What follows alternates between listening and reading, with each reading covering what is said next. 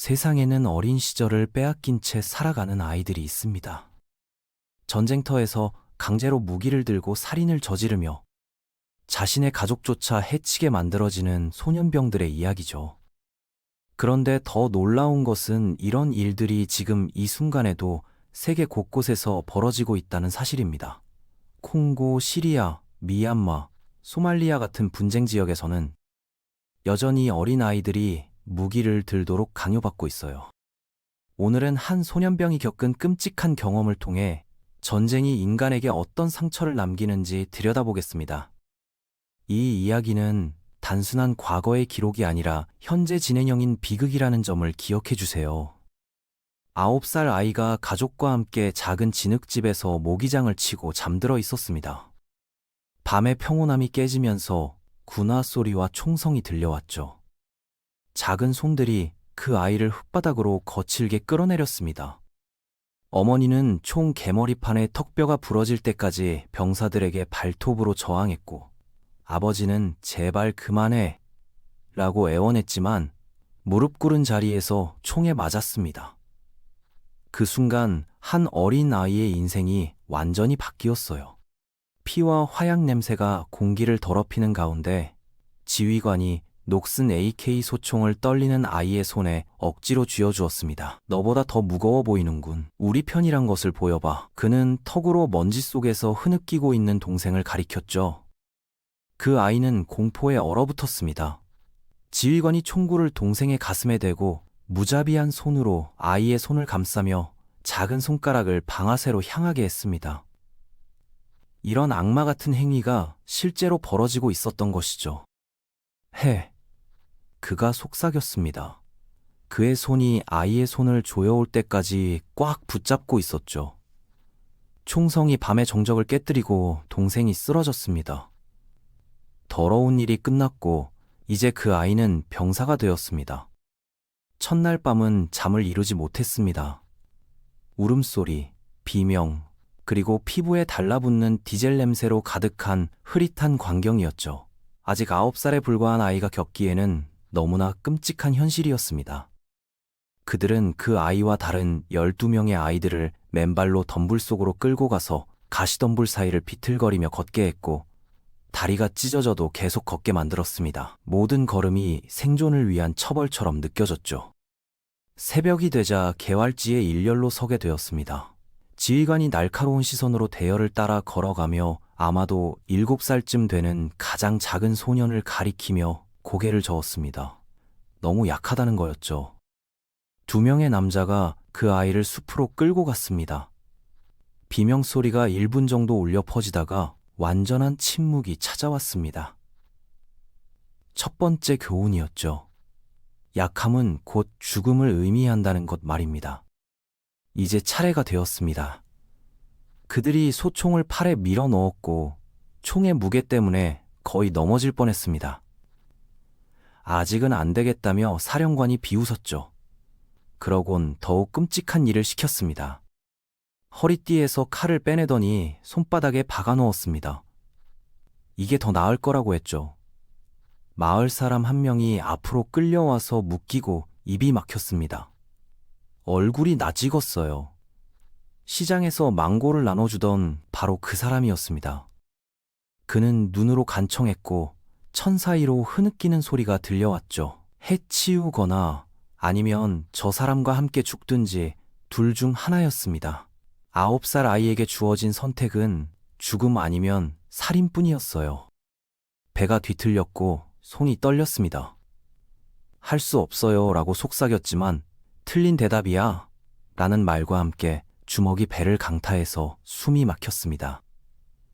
총구가 다시 한번 관자놀이에 차갑게 닿았어요. 생존 본능이 대신 선택을 했습니다. 칼을 들어 올렸고 세상이 숨소리에 맞춰 좁아져 갔습니다. 뒤엉키고 흥분된 상태에서 침묵이 흘렀고 땅에 몸이 떨어지는 소리만이 그 침묵을 깨뜨렸습니다. 어린 시절이 2번째로 죽었습니다. 등을 두드리며 이제 형이라고 불렀지만 그 단어의 맛은 재 같았죠. 무력감과 절망감이 어린 마음을 완전히 지배하기 시작했던 순간이었습니다. 매일 아침 총소리와 함께 깨어났습니다. 처형당하는 소리였어요. 탈출을 시도하다 잡힌 아이들이거나 배신 혐의를 받은 마을 사람들의 소리였죠. 왜냐고 묻는 것을 그만두었습니다. 몸이 그들의 실험 대상이 되었습니다. 영혼이 갈라질 때까지 행군을 시켰고 갈비뼈가 피부를 뚫지 않을 정도로만 음식 조각들을 주었습니다. 이것이 바로 체계적인 인간성 파괴광이었던 것이죠. 비틀거리면 소총 개머리판이 척추를 바로잡아 주었고 쓰러지면 그늘로 끌고 가서 목구맨으로 갈색 가루와 액체를 부어 넣었습니다. 코카인과 화약을 섞은 것이라고 했는데 마음에 불을 지르고 두려움을 태워 없앤다고 했죠. 갑자기 더 이상 굶주리지 않게 되었고 갑자기 무적이 된 기분이 들었습니다. 적어도 그들은 그렇게 믿기를 원했죠. 하지만 이것은 단순한 마약이 아니라 정신을 파괴하는 독이었습니다. 밤이 되면 진짜 의식이 시작되었습니다. 얼굴에 젤을 바르고 지휘관 앞에 무릎을 꿇게 했습니다. 마치 제자를 축복하는 성직자처럼 마체테를 머리 위로 들어올렸죠. 종교적 의식을 흉내낸 세뇌였습니다. 군대가 어머니이고 군대가 아버지이며 군대가 혈육이라고 했습니다. 그 말들이 뼛속 깊이 스며들 때까지 계속 반복해서 말하게 했어요. 가족의 개념을 완전히 바꿔버리는 무서운 세뇌 과정이었죠. 이름은 금지되었습니다. 너무 위험하고 너무 인간적이라는 이유였죠. 날카롭고 폭력적인 새로운 이름을 지어주었는데 그것은 살인을 의미하는 이름이었습니다. 개인의 정체성마저 완전히 지워버린 것입니다. 옛 이름은 기억할 수 없는 꿈처럼 사라져갔어요. 마음 깊은 곳에서는 스파르타 소년들이 울음을 그칠 때까지 채찍질당했던 이야기가 떠올랐습니다. 예니체리들도 마을에서 강제로 끌려와 새로운 이름을 얻었죠. 그때까지는 고대의 잔혹함이라고 생각했는데 이제 그것이 일상이 되었습니다. 다른 세기, 똑같은 악몽이었어요. 역사는 반복되고 있었고 그 소년은 그 잔혹한 역사의 한 부분이 되어가고 있었습니다. 어느 날 밤 상자 하나를 건네받았습니다. 탈주 혐의를 받은 한 남자의 잘린 손이 들어있었죠. 교훈의 일환으로 목에 걸고 다니라는 명령을 받았습니다. 상상할 수 없는 정신적 고문이었어요. 썩은 냄새가 며칠 동안 몸에 배어 있었고 그것을 묻도록 허락받을 때쯤이면 이미 감각이 사라져 있었습니다. 이런 식으로 인간의 기본적인 감각과 감정을 차근차근 파괴해 나가고 있었던 것입니다. 총을 쏠 수 있을 만큼 무감각해졌고 웃고 울고 말하고 죽이고 살아남을 수 있을 만큼 감정이 둔해졌습니다. 완전한 기계로 만들어진 상태였죠. 인간성이 서서히 사라지고 있었습니다. 그날은 아무런 예고 없이 찾아왔습니다. 마을 너머로 연기가 피어오르며 새벽이 붉게 물들기 시작했죠. 지휘관들이 소총을 들고 마체테를 번뜩이며 앞으로 나가라고 했습니다. 진짜 전투가 시작된 것이었어요. 심장이 너무 세게 뛰어서 이빨로도 느낄 수 있을 정도였어요. 그 마을은 살고 있던 곳과 비슷해 보였습니다. 진흙 오두막들과 묶여있는 염소들, 곡식을 찢는 여성들, 누더기 공을 쫓아다니는 아이들이 있었죠. 너무 늦을 때까지 그들은 습격자들을 보지 못했습니다. 혼란이 터져 나왔어요. 비명과 총소리, 불꽃들이 뒤섞였습니다. 지휘관이 가하고 소리치며 전장으로 밀어넣었습니다. 지옥 같은 현실이 펼쳐졌습니다. 소총은 손에 닷처럼 무겁게 느껴졌지만 방아쇠는 손가락 하나 거리에 있었어요. 몸이 얼어붙었습니다. 문에서 뛰쳐나오는 소년과 눈이 마주쳤는데 똑같은 공포로 눈을 크게 뜨고 있었죠. 잠깐 동안 맨발이고 순진하며 무장하지 않은 예전의 자신이 거기에 반영된 것을 보았습니다. 쏴! 사령관이 덫을 놓았고 그의 소총 총구가 어깨뼈 사이를 눌렀습니다. 선택의 여지는 없었어요. 본능이 지배했습니다. 방아쇠를 당겼고 반동이 어깨를 쳤습니다. 소년이 넘어졌어요. 그 소리는 주변의 모든 총소리보다 더 크게 울려 퍼졌습니다. 무고한 생명이 꺼지는 순간이었습니다. 모든 장면이 슬로우 모션으로 흘러갔고 앞으로 비틀거리며 걸어갔습니다. 귀가 울리고 배가 뒤집혔지만 살인은 멈추지 않았어요. 남자들이 집들을 불태웠고 여자들은 머리채를 잡힌 채 끌려갔으며 아이들은 비명을 지르다가 조용해졌습니다. 지휘관이 팔을 잡고 시체 쪽으로 끌고 가서 손가락을 신선한 피에 담근 다음 뺨에 발랐습니다. 이제 너는 다시 태어났다고 속삭였죠. 다시 태어난다는 게 무엇인지 감히 묻지 못했습니다. 그날 밤 캠프에서는 축제가 벌어졌습니다. 파괴를 도운 마을에서 훔친 고기를 불에 구워 먹었어요. 모닥불 주위에서 소년들은 하이에나처럼 웃었고 목소리에는 아드레날린과 마약이 섞여 있었습니다. 함께 웃어야 했습니다. 웃지 않으면 들킬 테니까요. 진짜 감정은 더 이상 중요하지 않았고 생존을 위해서는 그들과 같은 괴물인 척해야 했습니다. 연기가 일상이 되어버린 상황이었어요. 15살이 되었을 때는 더 이상 오두막에서 끌려 나온 떨리는 아이가 아니었습니다. 이제는 습격하고 문을 발로 차부수고 더 작은 손에 소총을 쥐어주며 예전에 들었던 것과 똑같은 말을 하는 사람이 되었어요. 우리 중 한 명이라는 것을 증명해봐. 순환이 완성되었고 톱니바퀴이자 엔진이 되었습니다.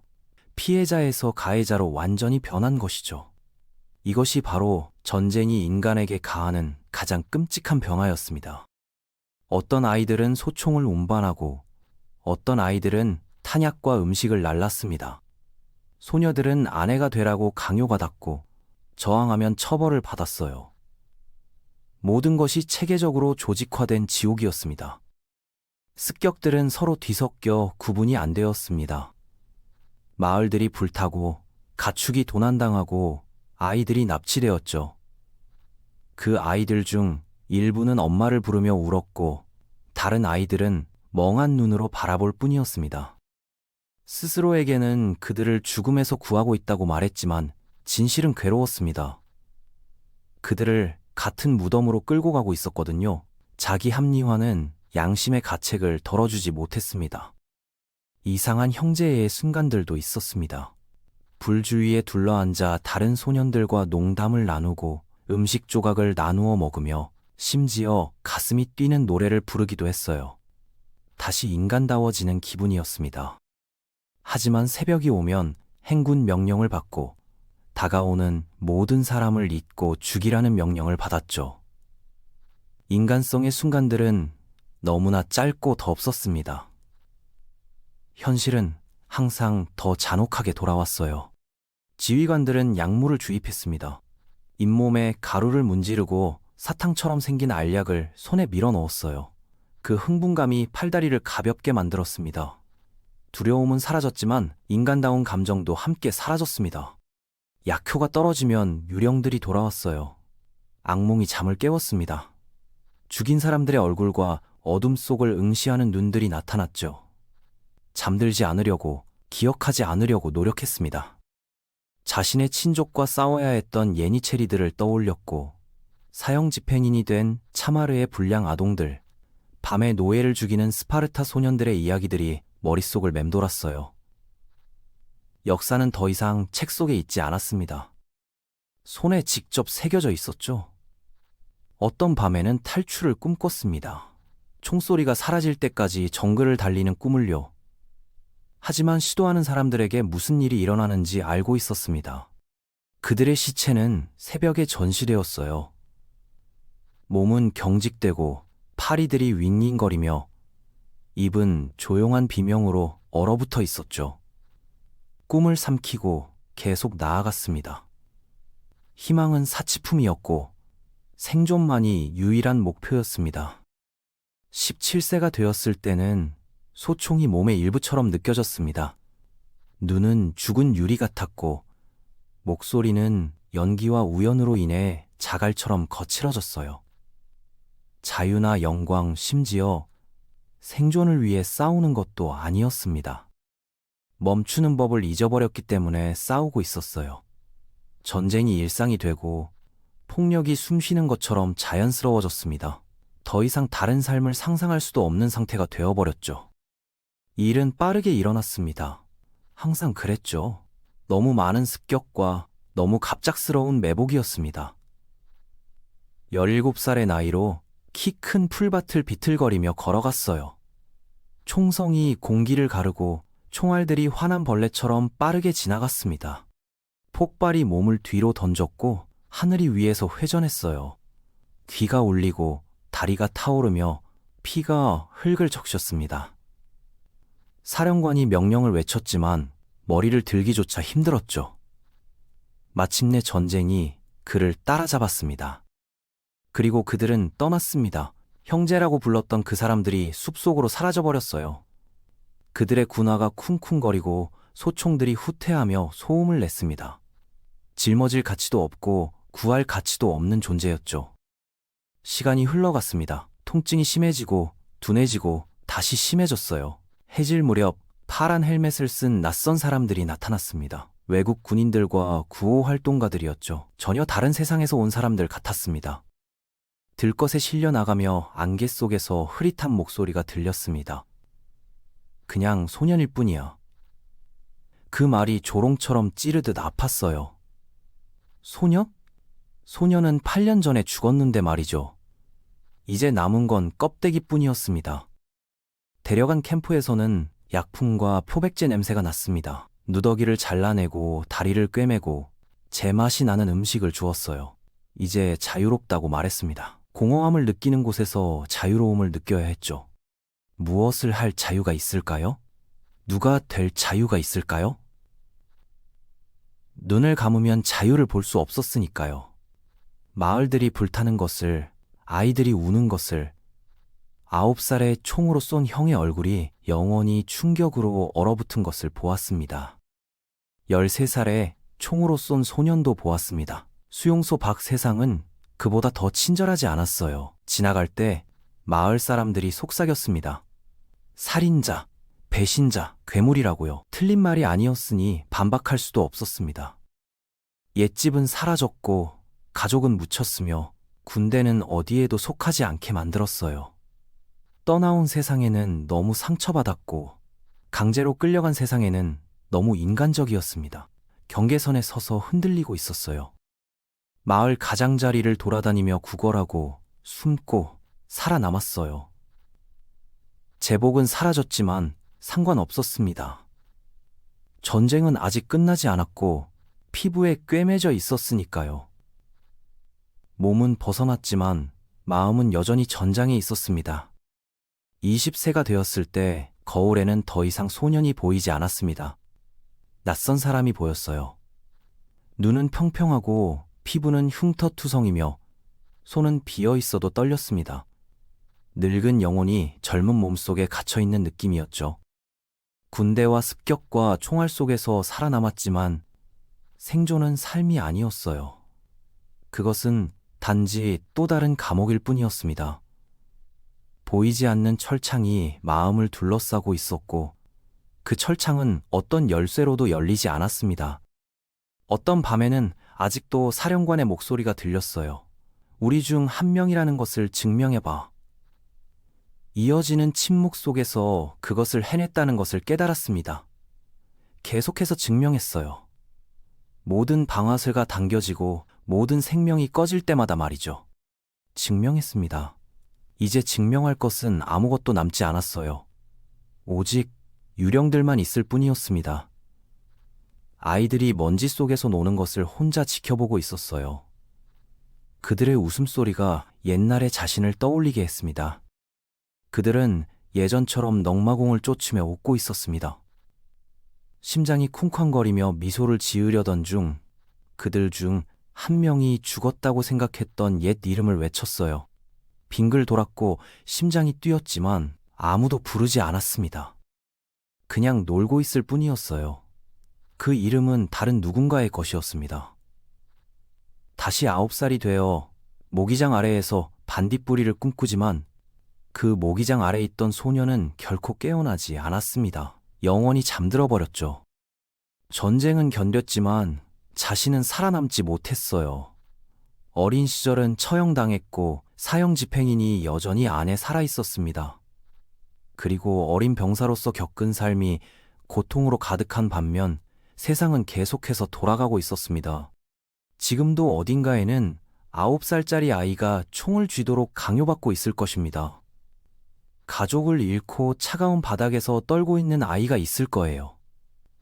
이 이야기는 과거가 아니라 현재의 이야기입니다. 우리가 편안한 침대에서 잠들 때 세상 어딘가에서는 여전히 어린 소년병들이 악몽 속에서 깨어나고 있습니다. 그들의 상처는 몸에만 있는 것이 아니라 영혼 깊숙이 새겨져 있어요. 이런 비극이 반복되지 않으려면 우리 모두의 관심과 노력이 필요합니다. 무관심은 공범 같다는 말을 기억해 주세요. 지금 이 순간에도 도움이 필요한 아이들이 있다는 사실을 잊지 말아 주시기 바랍니다.